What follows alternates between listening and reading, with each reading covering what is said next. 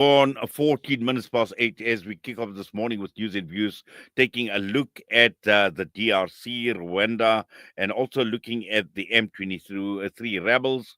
All of this at this point in time, we find that Goma obviously has been in under the radar, under the spotlight as well. And this morning we joined to unpack what is taking place in that part of the world by the chairperson at the Congolese Civil Society of South Africa, Isaiah Mombilo. Isaiah, good morning to you and welcome to the show. We do appreciate you taking time out this morning. Good morning, and good morning to all the viewer and the listener. Thank you very much Ye- for inviting us here. Yes, DR Congo. We know at this point in time, Goma is under the spotlight. But I just want to take a step back and let us just unpack what is taking place in Goma. We know that there is a lot of history with regard to Rwanda, the DRC as well. But at this point in time, looking at some of the latest developments that seem to be unfolding and surfacing, just your take, Isaiah. Yeah, thank you very much. The situation of Goma, it's really international politic behind that, which is making the instability of Congo to be permanent, targeting the mineral of Congo. It means, as I always say, the issue of strategic mineral, which really push the latest technology to become something very important or the center of our progress as economy, as industry. It's creating a really a chaos in our country and then making Congolese people to lose their life. And actually, Rwanda, which is the country being used by Western to impose the occupation of Congo, so that the strategic mineral, which is in the east of Congo, to be extracted without involvement of Congolese government or without without the Congolese people to benefit and in their natural resources. So reality from the Goma right now is that there's a tension. There's already M23 who are really occupying really a big part of Goma, and they have a powerful influence.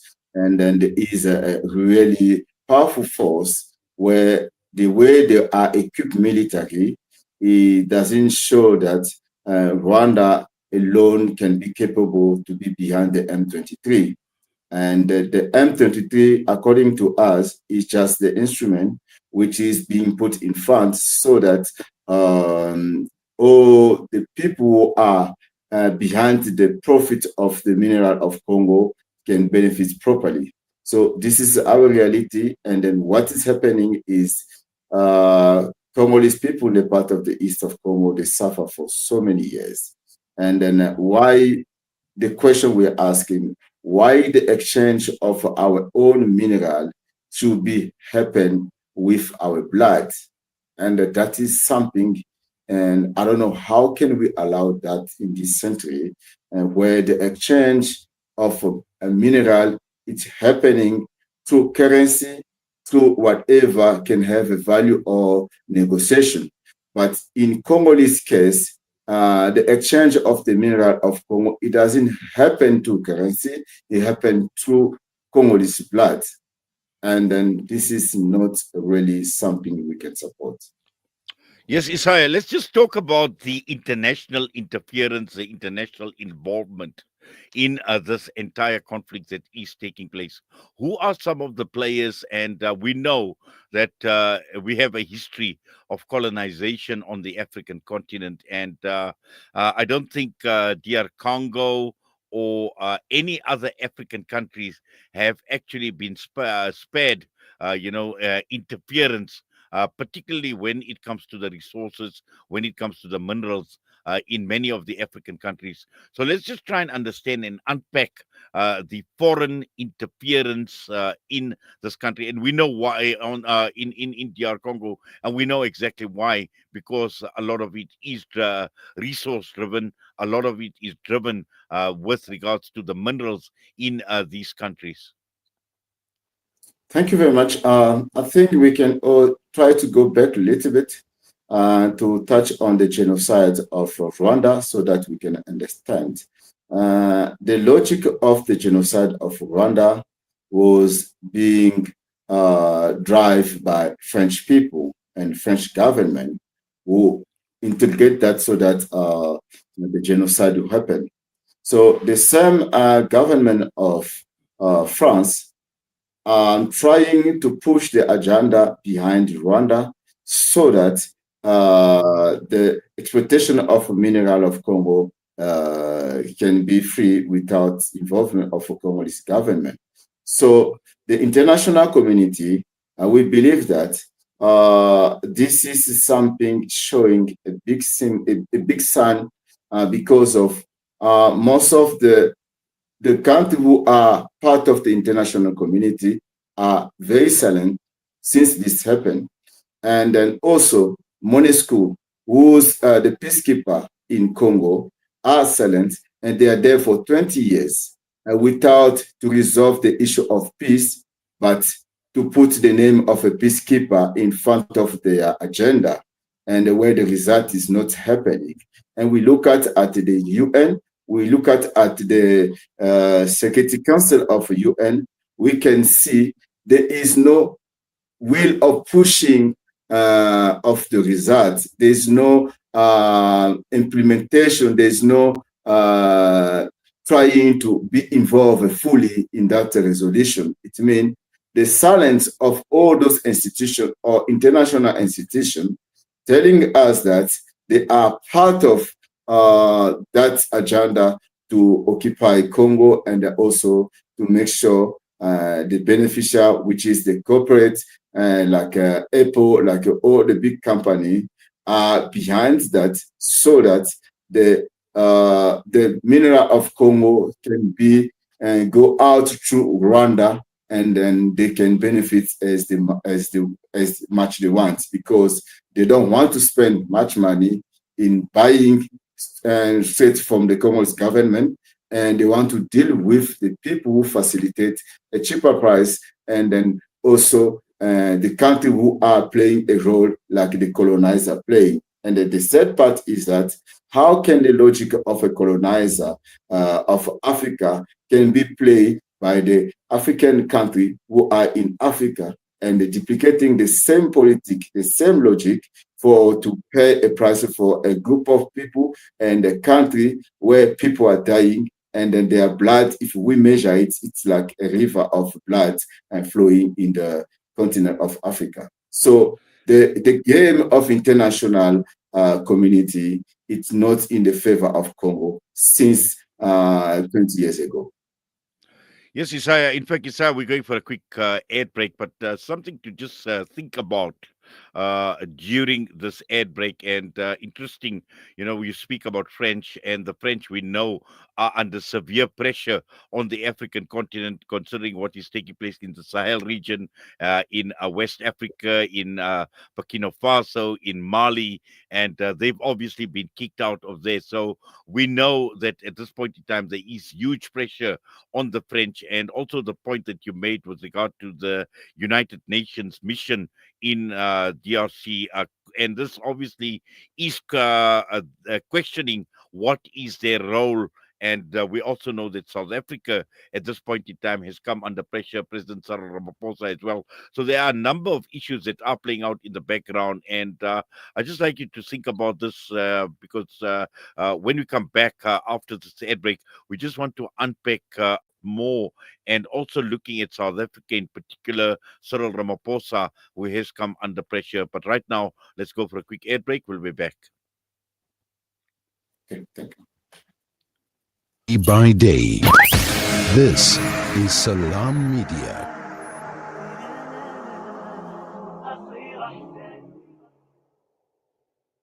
Imagine a world where every child feels loved, secure, and cared for. At Beit Halima Sadia Orphanage, we are not just providing a roof over their heads, we're giving orphan children a chance for a brighter future.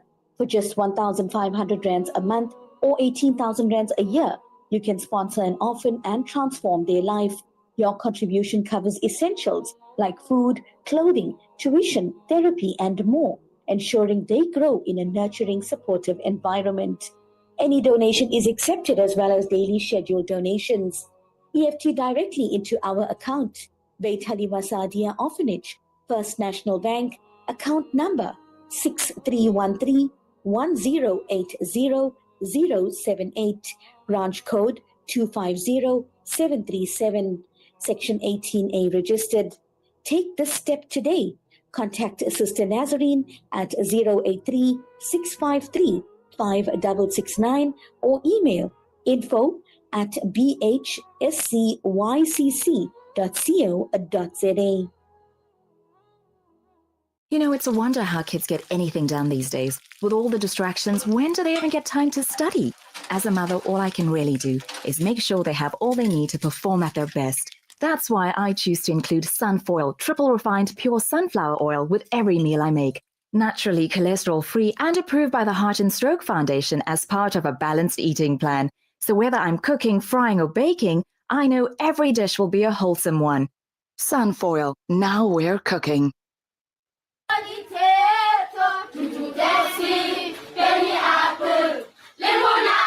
Penny Appeal's Education First campaign helps children to get access to quality education. I'm 14 years old. When I grow up, I'd like to be a scientist. We believe every child belongs at school, And we want education, a better education.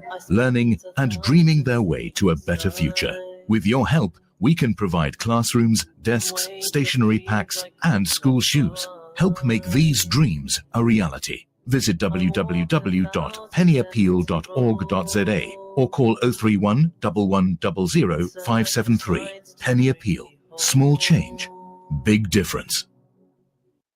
Discover the Africa of your dreams and surround yourself with her spectacular beauty. Relax beneath her serene sunsets and explore wildlife at its natural best. It's where the pride of Africa comes together. The Kwantu Private Game Reserve. Get to know the Big Five or cruise on an elephant safari game drive. Interact with lion and tiger cubs and enjoy world-class halal cuisine while we pamper you during your 5-star stay. Indulge in the true African experience. For reservations, call now on 042-203-1400 or visit kwantu.co.za. The Kwantu Private Game Reserve, the place of gathering. Africa. Education, health, dignity, empowerment. These wishes all begin with water. Africa Muslims Agency is committed to providing clean water to the thousands who still live without this basic human right. Support us in giving the best of charities. Provide a water well for 16,500 rand or a borehole for 55,000 rand in Afghanistan or 65,000 rand in Africa.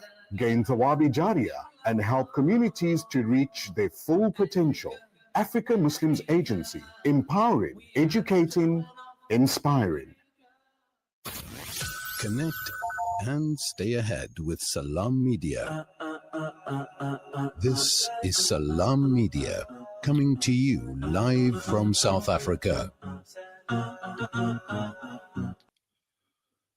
Well, we continue our broadcast this morning with the chairperson at the Congolese Civil Society of South Africa, Isaiah Mombilo.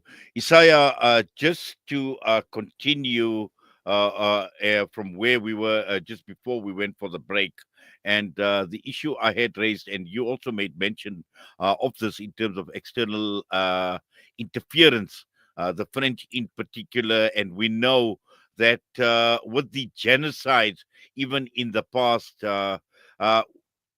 Congo has paid a huge price in terms of flesh and blood. And I spoke about the external interference. Also, United Nations has come under the radar, and also now we see South Africa, Cyril Ramaphosa, at this point in time, between the Rwandan leader and Cyril Ramaphosa, that he's playing out as well. And once again, I think it raises some very, very important, some critical questions as well as to all this external interferences and how the DRC and the continent in general has actually suffered for a very, very long time. It was cutting. I didn't get the full question. I think what I get just talking about the involvement of South Africa or Ramaphosa in Congo. Is that? Oh, thank you very much. In that point, we really firstly send a condolence to the government of South Africa because of the loss of the soldier in the east of Congo. And we thank the government of South Africa to put the effort to be on the side of Congo or of population of Congo to try to intervene, which is something we really, really appreciate. The reality from the ground is that South Africa did play a big role all the time whenever there is an issue in Congo. Their implication is really something which we really appreciate. But in this moment, the reality of Goma is beyond the control of even the intervention of South Africa Army, where even there is so many implications, but the reality of Goma is still under M23.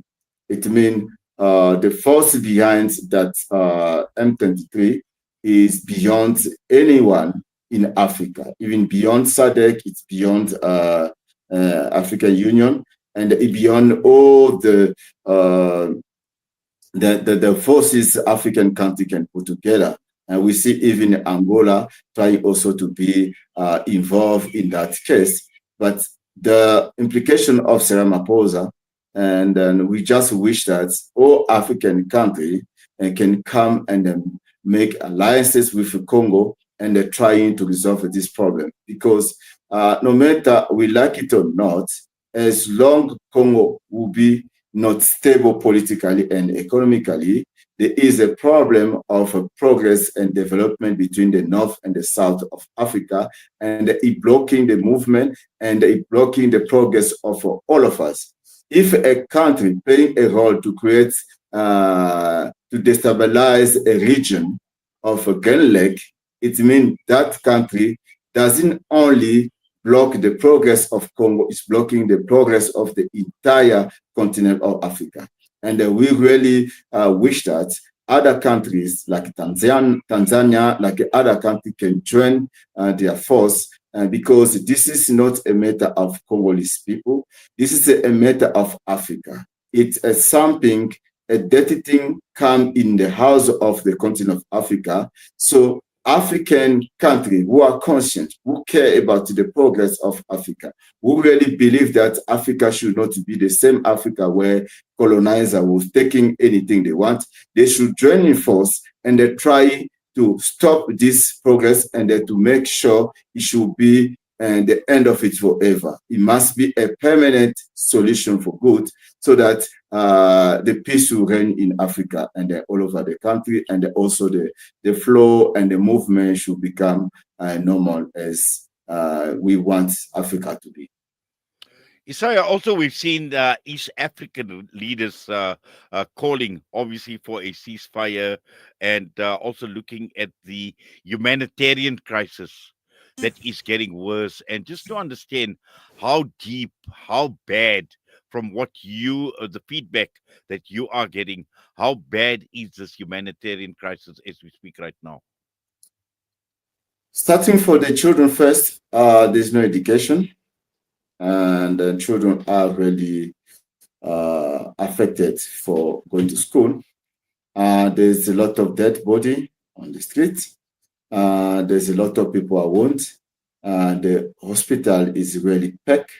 and then doctors and all the medical facilitator center doesn't know what to do, and there's no medication to supply and to support all this big number of people. And then also the social assistance is not really significant. The visibility of certain NGOs and others are not really capable to support the crisis and the chaos happening there. There's a crisis of food, a crisis of so many things, and then also difficulty of movement, and some of people even displaced, and they went to Bukavu, they went to Bujumbura, and they really, it's a chaos. And I have a friend who used to stay here in South Africa, and then with his family, because they went back in Congo, they have to leave that area to go to Bujumbura. This is something shows that the reality of people who are living in Goma becoming worse, and it's going to be worse even, and if there's no quick intervention. And we wish that even the organization who can do, who are capacitated to assist a big number of displacement of people, to come on board to join certain NGO in Congo so that the support can be visible, because we've seen so many support happen wherever there was a case around the world. But the Congo case, it's a case where it never been supported really in the way the visibility of support can be shown. But we are asking this time if that support can be visible, and also people can join force and can join force so that something social can be resolved, and also humanitarian crisis can be fixed in a proper way.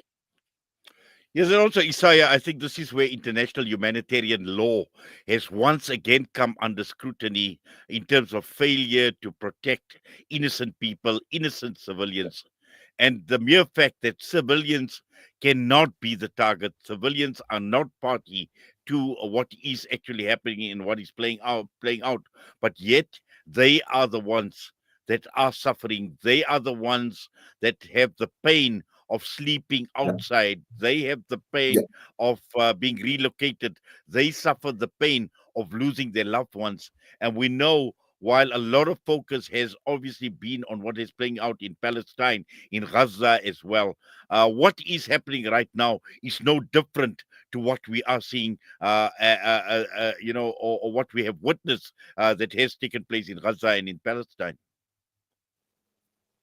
Now, what you say, it's very sad to see the situation of Congo.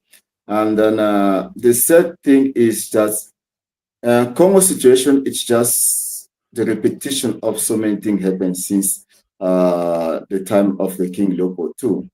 And when there was a cutting hand and killing because of rubber and to boost the economy of Europe.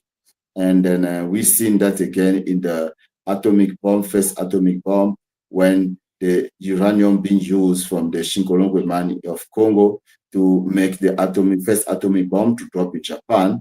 And we've seen that in the demand of copper and cobalt, we see now in the demand of coltan and all the material and the mineral, which is really, as I say, strategic. And we've seen that.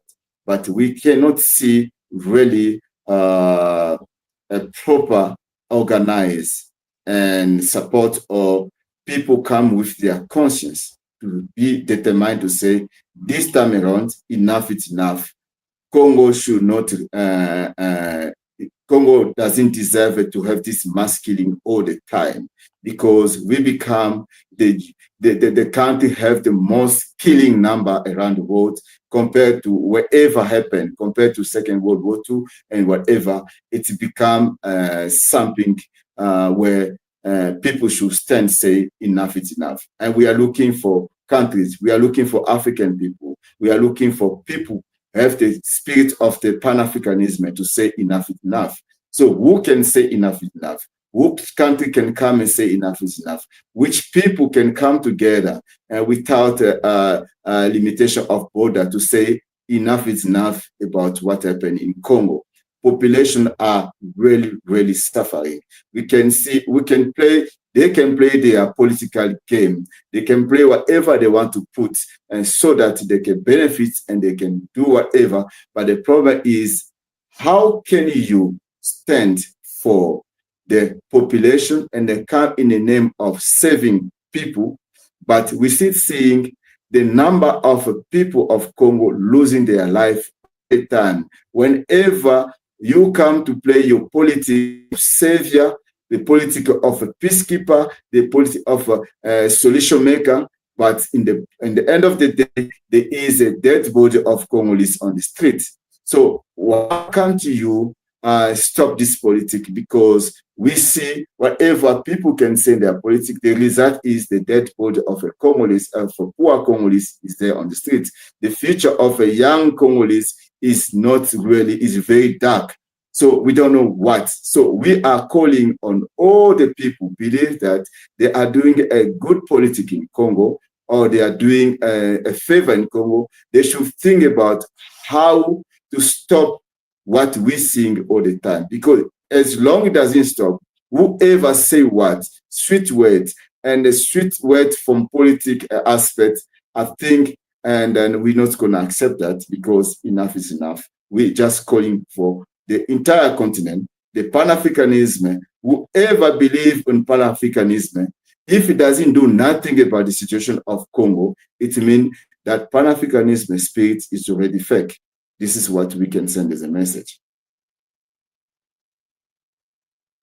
Indeed, Isaiah, but for now, we're going to have to leave it at that. But we do appreciate you taking time out, and more importantly, we pray for the safety. We pray for all the best as well, and hopefully this issue will be resolved very, very soon. But for now, please take care. Thank you very much for having us here, and we really appreciate it. Isaiah Mombilo with us this morning, and with that, we're going to go for a break. We come back. Our focus will be on Aqsa Week once again, and this morning we are speaking from Africa for Palestine's Ali Komape.